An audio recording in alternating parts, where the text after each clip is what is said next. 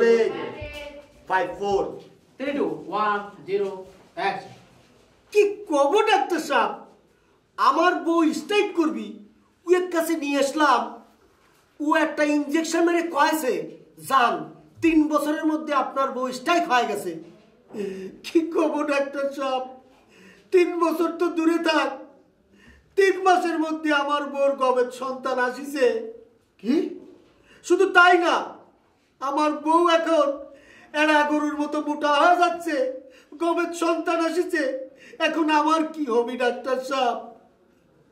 এই তুমি কিরাম ইঞ্জেকশন দিছো?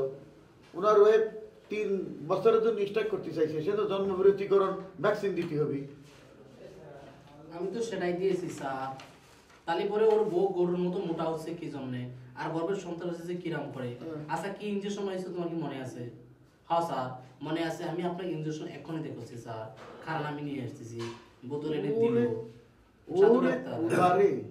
হ্যাঁ এ তো গরুর ভ্যাকসিন। দেখিছেন দেখিছেন, আর সেই জন্যই তো আমার বউ এড়া গরুর মতো মোটা হয়ে যাচ্ছে, গবের সন্তান আসিছে। ডাক্তার সাহেব এখন কি হবে আমার?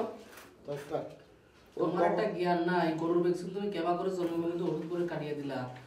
ইয়ে বলতেছে মানুষ পশু ডাক্তার একসাথে ওষুধ থাকলে তাহলে তো একটু ভুল হবারই পারে। কি ভুল হবার পারে? ভুল হতে পারে শালা বাটপার কনেকার। আমি কিন্তু কয়া যাচ্ছি ডাক্তার সাহেব, আমার বউয়ের গবের যে সন্তান হবি, এই সন্তানের বাপ কিন্তু আমি না, আমি মানসিক কব। এই কম্পাউন্ডার কমরেড আমার এই বউয়ের গবের সন্তানের পিতা। তারপরে শালা বুঝবিনি কি মজা। বুঝেছেন ডাক্তার সাহেব? এই আমি কয়া গেলাম।